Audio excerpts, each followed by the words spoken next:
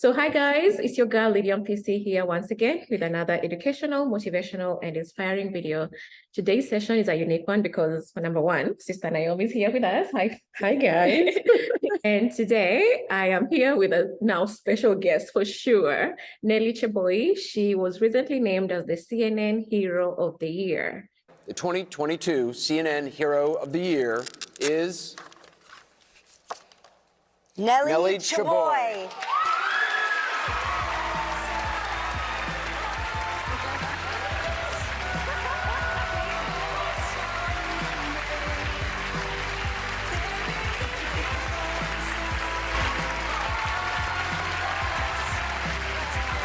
Hey, hi Nelly. Hi, how you doing? We're doing good. Thank you so much for creating time to meet with us today. Sure thing. We are happy. I'm here with my sister.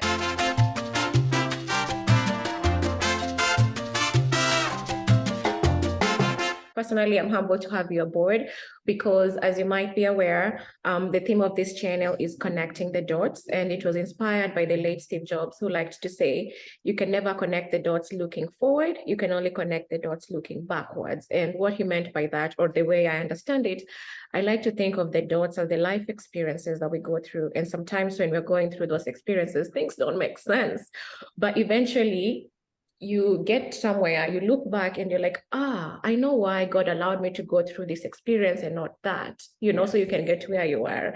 And Nelly, you're a perfect example of that. I thought, yeah. That because I'm very retrospective. I look back a lot. I think because I build myself from progress, because it gets really hard. So I like celebrating the little wins. So I tend to look back and build from that as opposed to looking like I should be here by now. It's like, look how far I've come, So that's my mindset towards life. Exactly. I'm so happy you said that because imposter syndrome is a big deal. And a lot of high achievers suffer from that, including me. I can raise my hands in that. It's like, I need to achieve this by this time, but it's the worst thing. There's a video I created about like the fear of failure was actually the cause of my failure at the time, a long time ago. So from that experience, that's when I listened to Steve Jobs and he was talking about, you connect the dots looking backwards. So I really appreciate that you're retrospective. And I know my sister here and my other sister, they always tell me like, just keep calm. Look how far you've come, yes. Yes. So, and Nelly, you might correct me if I'm wrong, just to summarize your story. So, you grew up in poverty, but your mom did everything she can to provide for you all, although it was difficult because, sometimes you do business, you don't get returns or you get very little returns. And she had to support you and your three sisters. So all girls, and people were saying, stop working so hard, the girls will be married, and you're like, no, you're here. I know the poverty made you uncomfortable and you felt like you wanted to do something even as a child to change that. And so, the only thing you could do at the time is to work hard in school, and your mom pushed you to do that because you knew that would be your way out. And this is despite the fact that she doesn't have like a higher level education either. Mm-hmm. My understanding is she went up to class 6 or 5? Yeah, six, yeah.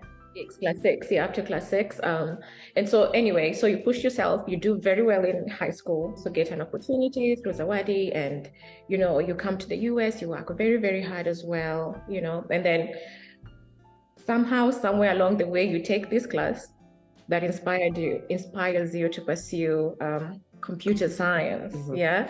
What class was that, Nelly, if I may ask? Introduction to Java, yes. You decided to take that class? Oh, I just needed to take it because I was pursuing a math major and it was one of the requirements. It's not like I was profound, like it wasn't like, I was like, okay, it's another requirement to do. Yeah. Good.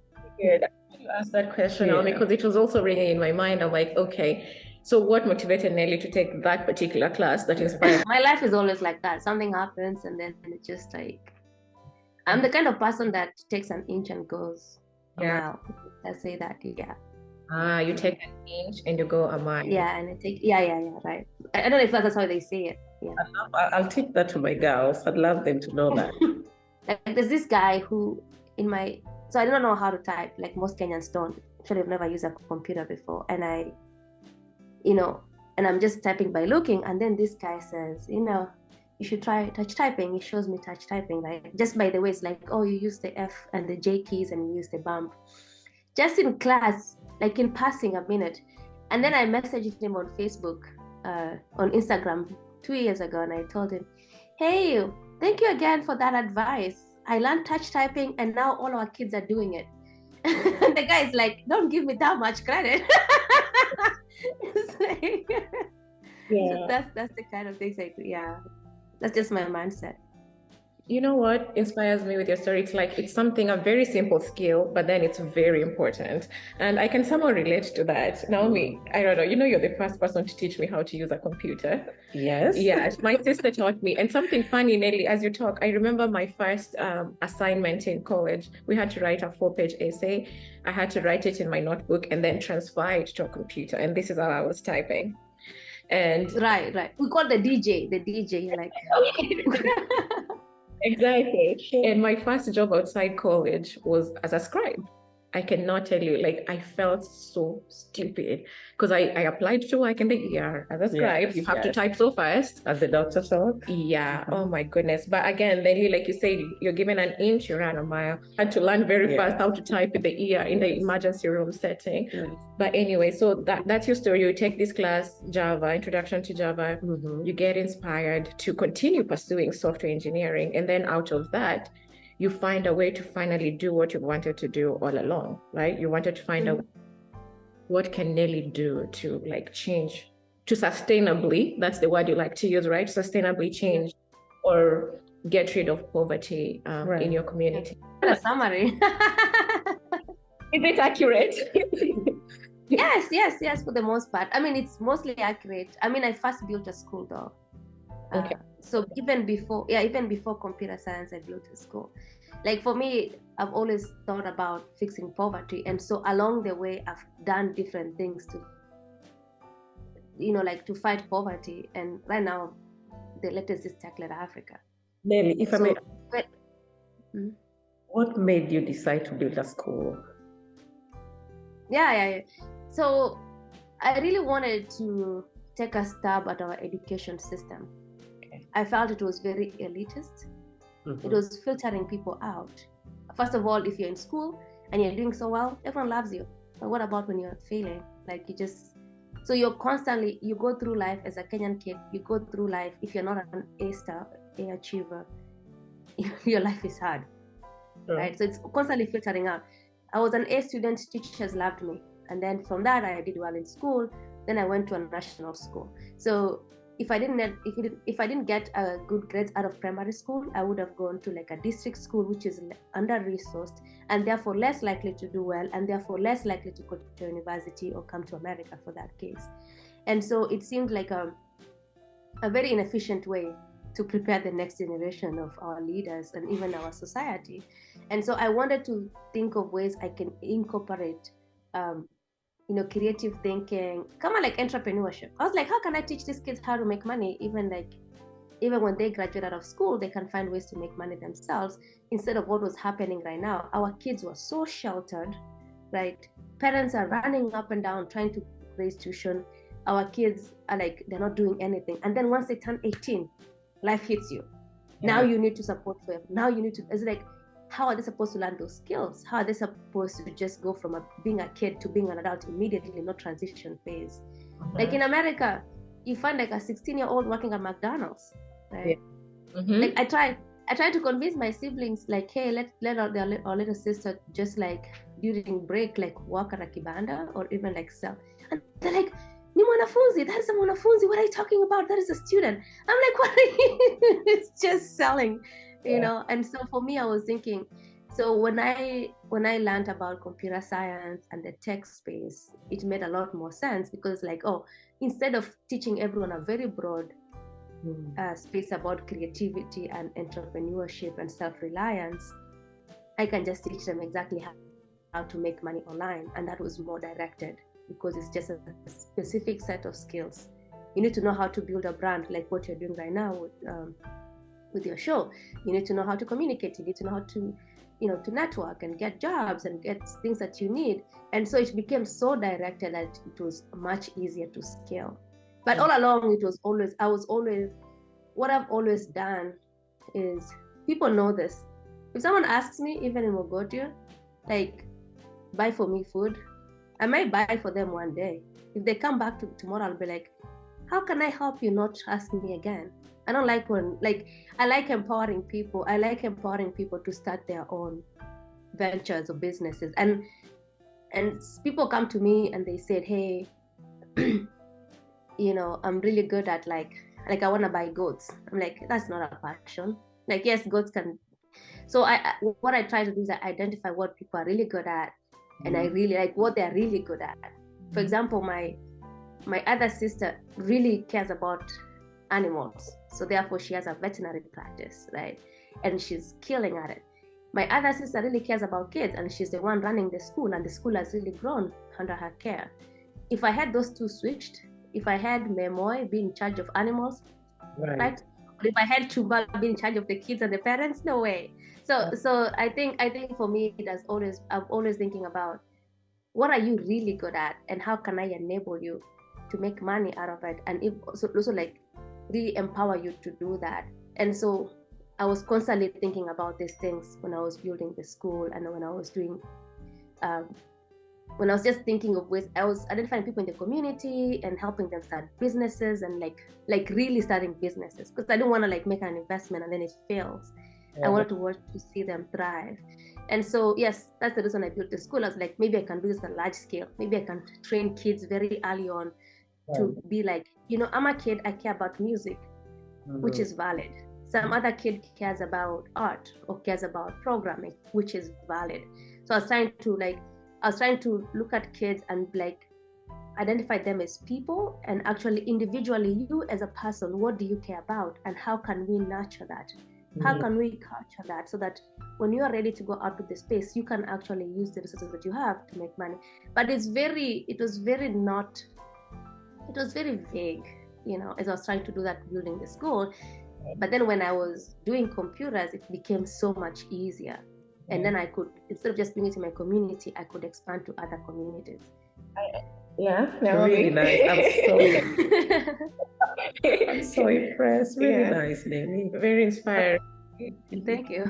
I actually had a question for you, because you said even before, like the formation of Tech Lead Africa, before even building the school, you tried to do things to help people in a community, including your own family and others around. So, for instance, even building the school, you needed to work with people, right? The contractors, the construction, I don't know, just different people. Right. So, personally, as someone, we have almost a similar journey. And I know sometimes you want to partner with people, but there's the problem of theft of intellectual property, or betrayal, people going behind your back, or in construction, for instance, I can imagine some people wanting to steal some of the construction products or something. Anyway, so my question is like, how did you, first of all, you can tell us your experience, how it is, but I'm wondering, given that you already see the end product, I can imagine you had challenges along the way. So how did you create those trusting relationships, and how did you maintain them?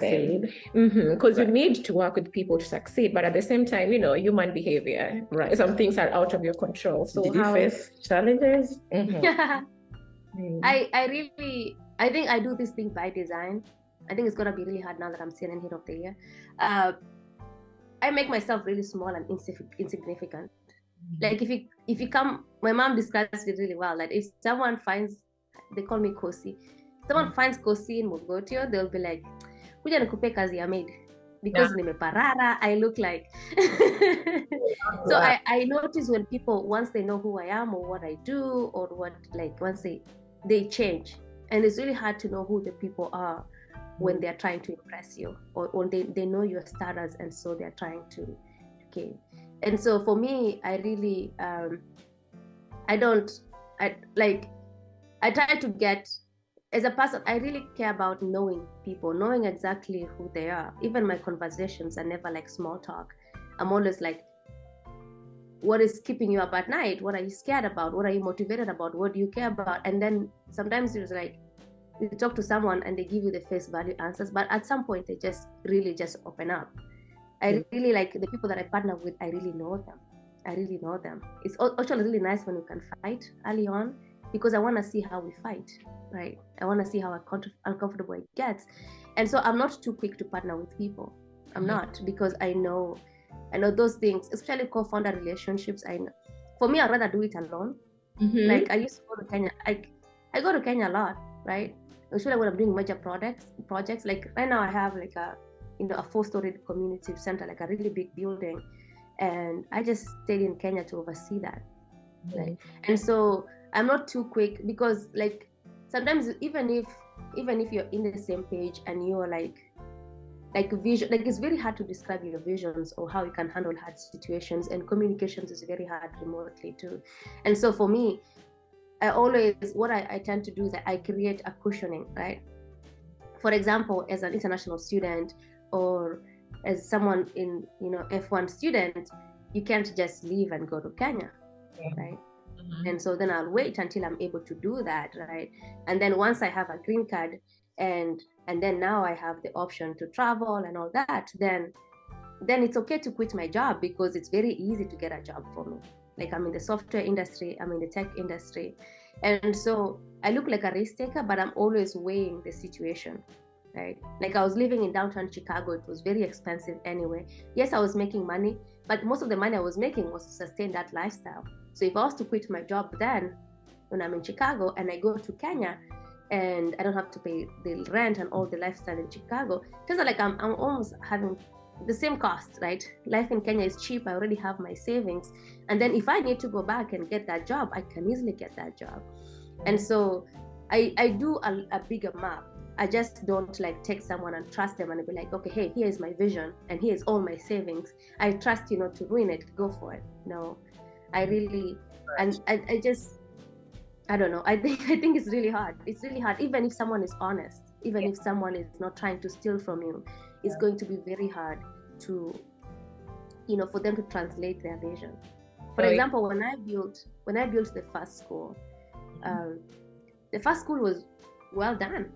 My sister was overseeing it. She was very transparent. She was just like, because we grew up in poverty, and so poverty and just our fight poverty unified us. So all the four of us are very close, because we know the pain of poverty and we're trying to like kufukuza umaskini.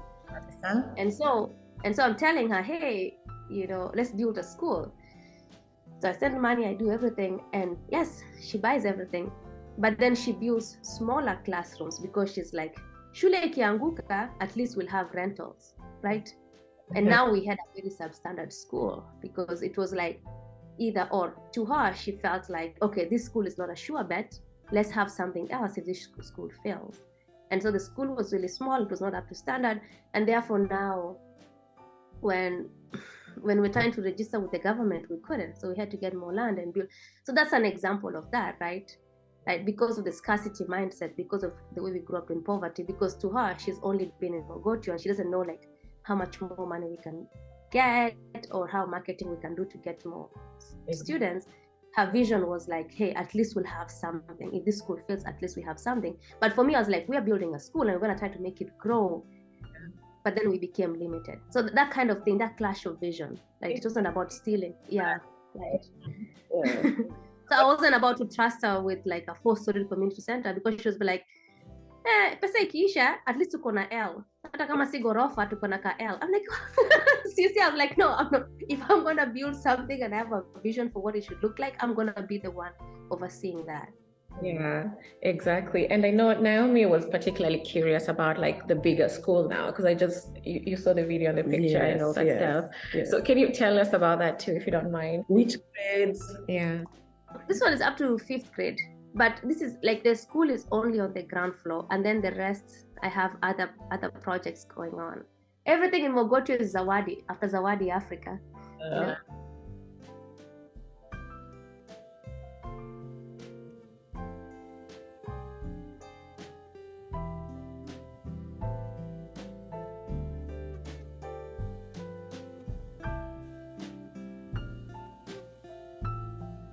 So I built this school when I was a junior in college, and this is the one that they built it as a.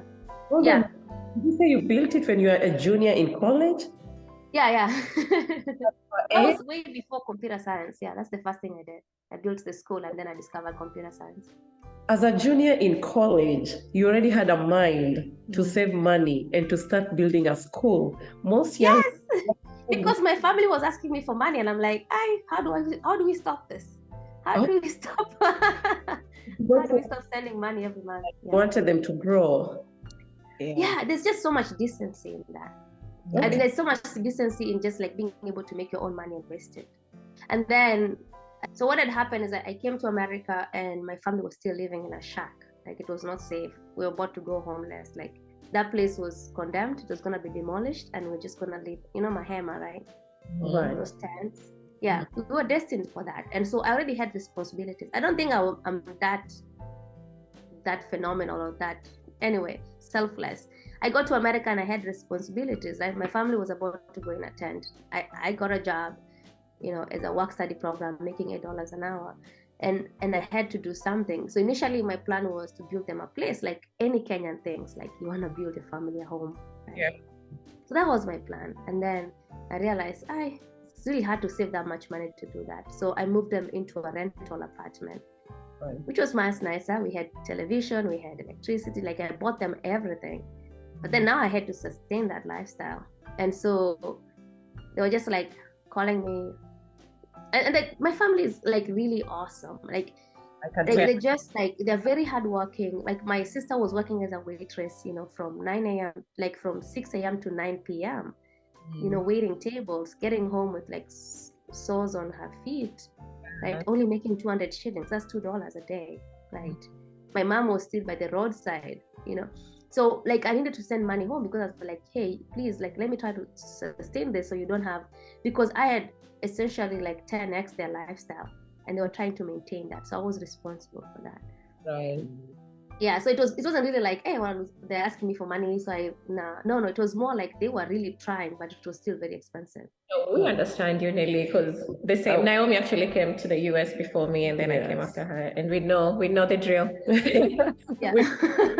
Yeah. Right. So when I was building the school, it was for two reasons actually. One was that it's a private school, like even no matter how small it is, parents will pay for their kids to come to the school. That money can run the school sustainably, and whatever was left over could support my family. And then the second reason is that I can take a stab at looking at our education and be part of the education movement that fosters more like self-reliance and creativity. So when I came to America, I had responsibilities, and then so I moved my family out of poverty 1 year in, like moved them into an apartment and bought all the furniture, and then I built the school like less than a year later. Like I just started working on it. So I was already frugal, and then by the time I was graduating out of college, I already had a school. We had about 100 students at the school. So the school was doing well. My family did not need me anymore. They could support themselves. But that mindset, that frugal mindset that I had acquired, I was an impulse buyer. Lydia will tell you, I was wearing stilettos, makeup. It's not like I've stripped down a lot, but I was like a fashion model. Like I was just like always. But then I come to America and I have responsibilities. It's like I shave my hair. Like I just like now I have responsibilities. And so after 4 years of all these responsibilities, because I moved my family out of poverty, and then I built a school, and I was like, I'm gonna build a school. It's gonna be very easy. I am a Kenyan girl in America. Of course, people will fund this. So I was like, it's gonna be easy to fund. Let me just build it. And then it was really hard to raise money. Like I made a GoFundMe page, only raised $300. I was looking for about $5,000. And so I had to find money because I had people on the ground expecting to get paid. And so during that 4 years of my college, I realized I just gained this frugality that I never had. I wasn't a frugal person before that. I was just an impulse buyer, always looking for the next fashion, thinking about vacation and stuff like that. Yeah. And so when I graduated out of college, it had ingrained in me. So I kept my lifestyle really, really low. So as my income increased, my lifestyle stayed the same. And that's how I've been able to continue building. Like I bought more land, I built the school, and I continue investing in it. But really, to be honest, if I did not have the school when I was in college, I don't think I would have built it after. Because you go into corporate America, life gets hard, your lifestyle gets better, and then it becomes a cycle of like living this nice lifestyle and working really hard to sustain it, and then feeling like you deserve this nice lifestyle, so you keep, right? But I went to corporate America very frugal, you know, and I had a much higher purpose. And that's because I just inherited responsibilities, and I feel like it molded me into a different person. That's what I was thinking. I was like, perfect example of how you are creating dots along the way, changing your lifestyle, doing this. By the time you get to corporate America, You look back, like, your dots are connecting. Yeah. I'm just giving like, again, a brief background about this connecting the dots and why what you just talked about makes sense, So at this point, I'm like beating myself down. I'm like, Lydia, it's 6 years. What have you done since you came to America? Blah, blah, blah. Then I listened to Steve Jobs' speech at Stanford University about connecting the dots, and he's talking about just just keep the faith, believe, like keep the faith, do what you're supposed to do, and then one thing he said, actually, don't waste your life living somebody else's life. And I think that's the lifestyle people try to sustain. Like, just focus on what works for you, and what you did is just inspiring. You realize you needed to change your lifestyle, you needed to be frugal and all that stuff, and then eventually now you look back and it is like, and it paid off. Wow. Yeah. Anything that when you were talking, Naomi and I were thinking about the same thing. Yeah. Oh yeah. We were wondering, like, about for you, like, what has been the most challenging thing so far? Right. This my road is full of challenges. I mean, from the beginning. So initially it was like, how do I finish the school when I have people on the ground trying to fund it? And then when I started Tackler Africa, so the idea behind Tackler Africa is that rural Africans lack opportunities to make a living. There are no jobs in Kenya, like in most of rural Africa. And so yet digital skills provide global opportunities. Like, if you know how to code, if you know how to market yourself online, it's very easy to get a job, especially with the move towards remote workforce, right? And so what we're doing is that we're teaching kids just that. And so right now, our 5th graders are building websites. Like, we have a website from our 5th grader, and our teachers are working remotely for companies in California. And so we already have like a full pipeline, right? We're teaching these kids about personal branding, these hard skills, and also self-efficacy. Just the idea that you can make things happen for you. Whatever you want, you can make it happen. Be a software engineer for Google, you can make it happen. You have the resources online, you have the skills that you learn from TechLead, and so on. And so when we started TechLead Africa, I was so sure. I was like, Kenyans are very resourceful. I just need to get them computers, get them online, and they can figure all these things out. So it was my first year into the tech industry. I had just become a software engineer, which is something I really wanted. And so I go home for 3 weeks. I bring a few computers with me, and I set up a computer lab. I'm like, 10 computers, great. I already downloaded like Khan Academy and Wikipedia and all this article. I thought that I'm just going to like leave the computer lab there, and then people are going to use it and learn from that. We make a WhatsApp group, expecting that people are going to be asking questions in the WhatsApp group. Hey, how do you build a website? Am I running into this problem, right? Like a tech support thing. We go back to America, silence, right? No one talks to us, nothing. And so that was actually one of the first challenges. Like, I mean, America, I had this dream. I'm so sure these people can make money online. I just need to learn how to do it. And so now in 2019, like a few months later, I decided to quit my job. I'm like, okay, let me go back to Kenya and figure out what is going on. Why is no one using the computer lab? This time, instead of a 3-week trip, it's going to be a 5-month trip, almost a year. So I go to Kenya. But before I go to Kenya, I need to bring computers into Kenya. Right. Logistics and shipping is very hard, right? So it's like, that's a whole other thing I had to learn. So I'm trying to import computers. I have no idea. I have no money. Like, TechLead has no money at this point, right? We didn't even know how to fundraise. And then I'm still jaded from my first fundraiser when I tried to fundraise for the school. And so I really struggle. And then I feel like as Kenyans, it's just people who have grown up in poverty. We are really bad about money, like talking about money. We pitch to someone, we tell them all these ideas that we have, and then we hope that they'll figure out we need money and give it to us without us asking. And so So that is definitely a way to lead a nonprofit, right? Just like never ask for money, just assume people will figure out you need money. Anyway, so like I had to learn that. I had to learn how to become a fundraiser. I had to learn how to ship and import. I had to learn that people actually, just because you have an idea, just because you believe so much in something, doesn't mean people are gonna buy into it. That's true. Not the donors and not the people at the end in the ground. Yeah. I've had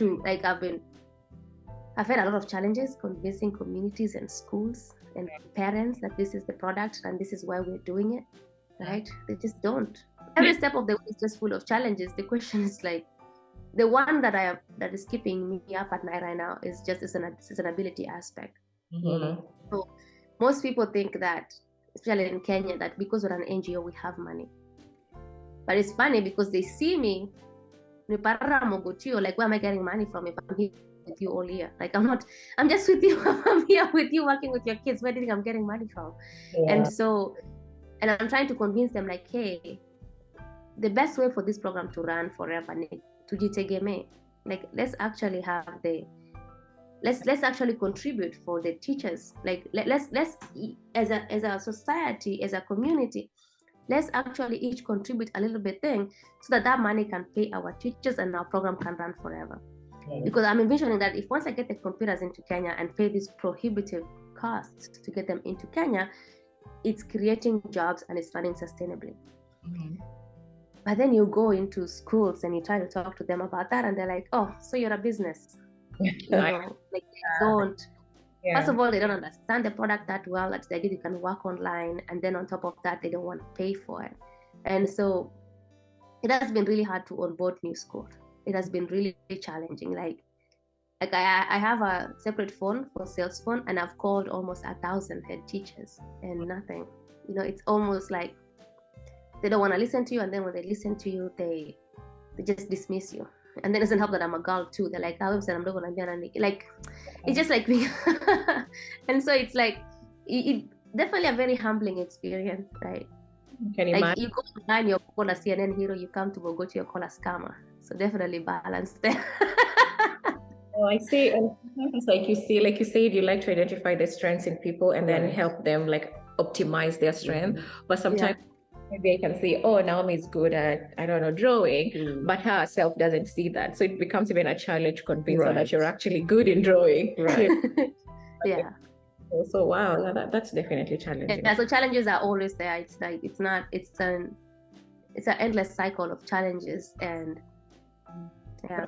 And I think like overarching challenges is just dealing with people, right? People on both sides, donors over here, and then our communities on the other side. So it's almost like, yeah.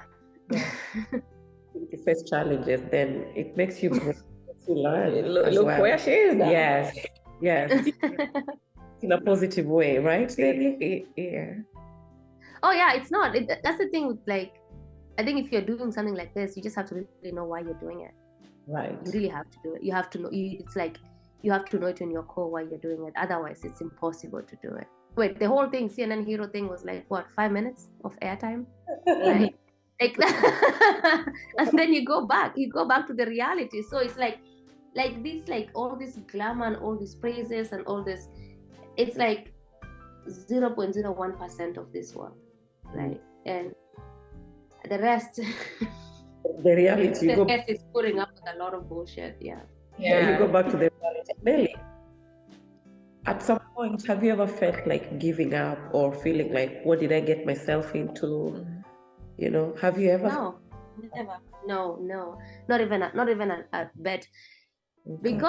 Because I know poverty. I know that pain, and I see it in my community all the time. Like, there are a few instances that remind me so much of it. So one of it is, there's this kid Meshach that I love. That boy is just like so talented. He's very smart. And normally, like during the school holidays, they just like kicking rocks. So I invite them to my house. I'm like, hey, to my apartment. Hey, come and learn. I have some computers there. They use my computers. And so during this time, Meshach was coming and then he stopped coming. And so I had to hunt down why you're not coming. And then turns out he got really sick. Like something about, I don't know, it was chest or his stomach. And then I'm like, okay, just go to Bramwell, who's like a local doctor. I was like, just go to Bramwell. Bramwell will tell you what to do. So he goes to Bramwell. Bramwell says like, oh, he has this very simple condition. He just needs like medicine, like 3,000 Kenya shillings. Like you just need medicine for 3,000 Kenya shillings. He'll take it for a few days and then he's fine. Like he can go back being a normal child who can play and come use a computer and come to classes. And I'm like, oh, great. Go tell your mom that. Right? Just go tell your mom, like, yeah, you just need, like, Bramwell has diagnosed what you have. You need to do that. And this was getting really triggered when he ate ugali or sukuma wiki, which is the staple food in Kenya. Like, what are you supposed else to eat? Right? Anyway, so I tell him to go. And then I'm expecting to see him again after a week or 3 days. I don't see him again. So I go back, I go look for him. And then he's just still really sick. And I'm telling him, hey, what happened? And it's like, oh, mama amesema like, nisikule ugali tena na sukuma wiki ana hiyo pesa. Like we can't, like just stop eating ugali, take it easy because we don't have that money. And so, and the guy was really frail. So that right there, right? Like I think about that. I think about Meshach and how he was told to take easy, because they couldn't afford medicine that was $30. And then I also think about all these women in my community that have had kibandas, like on the roadside, they're just there. And in Africa, especially African women, they put up through a lot. Like once you become a mom, you're just mama nani. You're stripped of your identity, and then you are there working really hard for your kids, for your community, for your grandkids, and most of them just die there. They're born into poverty. Yeah. They work really hard to stay the same, no upward mobility, and then they just die there. Yeah. So when you look at problems like that, so dehumanizing problems, what? Someone not replying to my email, like my issues, my frustrations of being an entrepreneur is negligible. Wait, what? I eat and then someone is not replying to my emails. Like it always feels stupid. I'm gonna give up because people don't understand my dream. Like what? What about that woman who has been on the kibanda for 4 decades? What about them? And so for me it becomes like what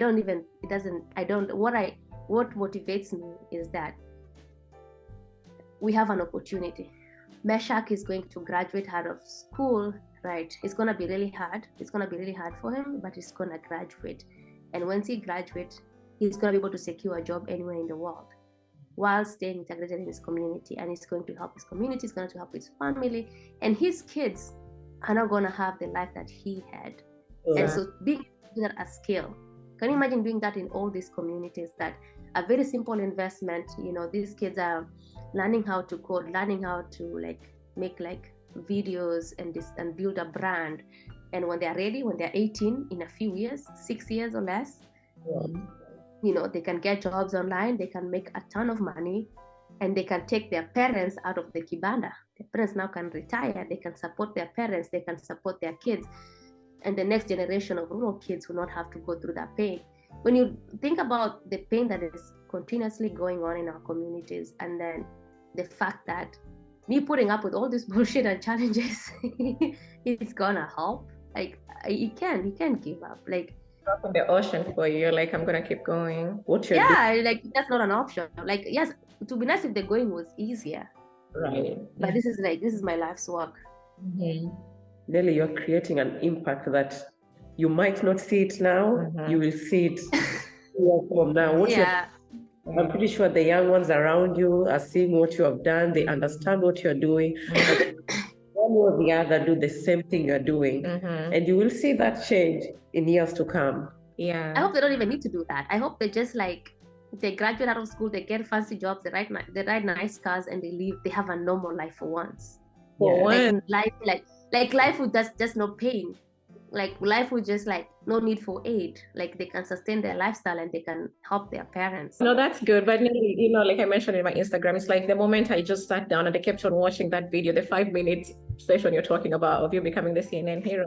And I was like, wow, Nelly is doing exactly what she's commissioned to do. Not really by whatever organizations you're associated with, but it's like each one, teach one. That thing still rings in my mind. And I guess that's what Mom is saying. Yes. You teach one and that one teaches another one. Right. And maybe 10 years from now, we look back and we're like, wow. Yes. Yes, they'll be able to enjoy the nice cars and the nice houses. Hope they can something else where they can make a difference as well. You've made a difference, like and then we can actually have leverage. Like, we have so many problems in the world: climate change, like gender-based violence, all these problems. And I think even as rural Africans, we can actually have a chance to fight. We have leverage now, because I know all we worry about is food and school fees. And so it's like we're so disadvantaged. So if we have all these people who don't have to worry about basic needs and they have income. And I'm happy that you're focusing on rural Africa. And I know urban slums, wherever, they need help too, but we've focused a lot in there. But I feel like rural Africa has really been neglected. So I think that's really good that you're focusing on that. And I'm hoping it's also like the largest. It's big. It's so big. Everywhere there's like, I think like people ask me that a lot. I think it's so funny, because like I'll tell someone like, hey, I'm working in rural Africa, and they're like, even slums have problems too. And I'm like, yes, but my focus is rural Africa. I'm not saying that they don't deserve. I think it's like, when you're doing this kind of work, you need to focus. You really need to focus. Like, for example, if someone comes to me and says, hey, my kid has issues with tuition, I'm like, that is not my focus right now. My focus is technology in school, so that these kids can make money. Because when you focus, you can actually scale. It will be so much better for me if Techler Africa can get into 1,000 schools. We have about like 1 million kids knowing how to come to the internet and make money online, than to have like one community in Mogotio where like all the kids have their tuition paid. Like, I don't know. So I think like when you can focus skills, and it's really not about like whether like rural Africa versus urban slums deserves one or another. It's really about like, when you focus on one thing, you can scale. If you're working in Kibera, yes, you can scale to Mathare. But if you're working in Kibera, you can't come to Mogotio. I was born in rural Kenya. I started there, and I want to scale that. Like, it's nothing. That's all there is to it. It's a very simple thing. I just focus skills. That's all there is to it.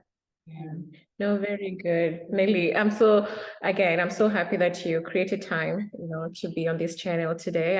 I don't take it lightly, because your story is a good example again of what I try to pass out there. Because I strongly believe each of us, like Oprah says, we are each born with a purpose. We just need to find out that purpose. And since you found yours, and I know you're going to even discover more about you and even how you can make an impact in the community moving forward. So I'm so happy you came in. I don't know. Nice to meet you. And I have one more question for you.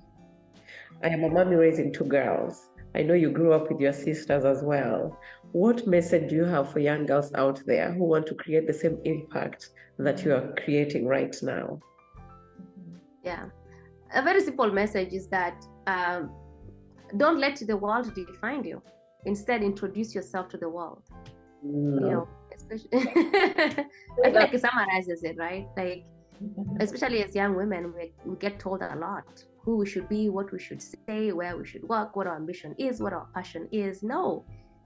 Go out there and say, hey, I am so and so, I care about this, I'm doing it, and say it louder and louder and louder. And finally, they'll listen. Could you please say it again? Just repeat. I want you to sink in. I agree. Yeah, I'll give you an example, right? Like, I am a girl from Kenya, and people will tell me like, hey, you should marry a Kalenjin man. You should get a job. You should run for office. You should build a nice house. You should have 4 kids already. And yet I'm saying, I am the CEO of Techler Africa. I care about sustainably fixing poverty. I want to go, I'm bigger than Kenya. I want to go to more parts of rural Africa. I want to and so I say that over and over again. And most people tell me, you're loud, you're a noisemaker, right? Until like I'm on CNN and my vision is amplified. And so of course I've gotten people to try to make me small, try to make me shrink, but I'm like, no, this is who I am. This is what I care about. This is what I'm doing, right? And so, don't let the world define you. Introduce yourself to the world and be loud about it. Introduce yourself to the world and be loud about it. Wow.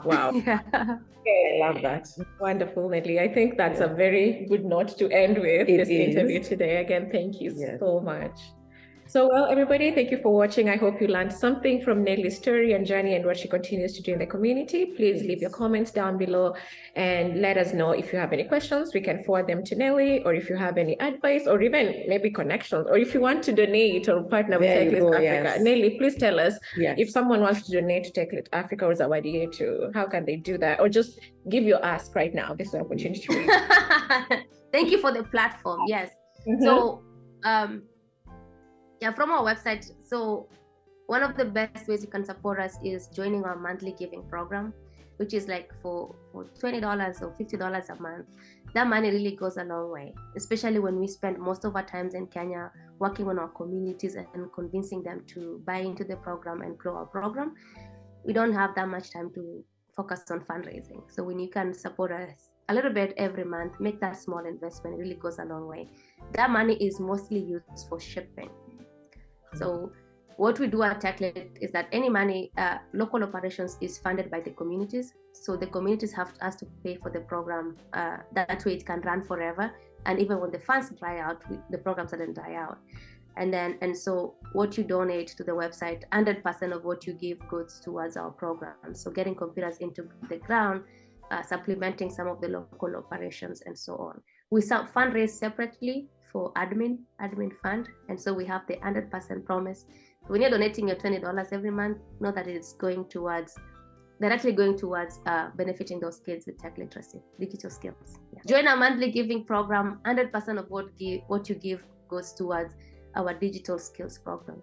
Very good. So Nelly, I'll request you, maybe you can send me the link and then I'll add it to the description box when you upload this video so people can just click on it and go to the website. Yeah, it's on the website. Head over to our website and join our monthly giving program. Yes. Okay, guys, thank you so much for watching. I was inspired and I continue to be inspired by her story. Naomi, how did you feel? Oh my goodness. The ending, the advice to the young girls.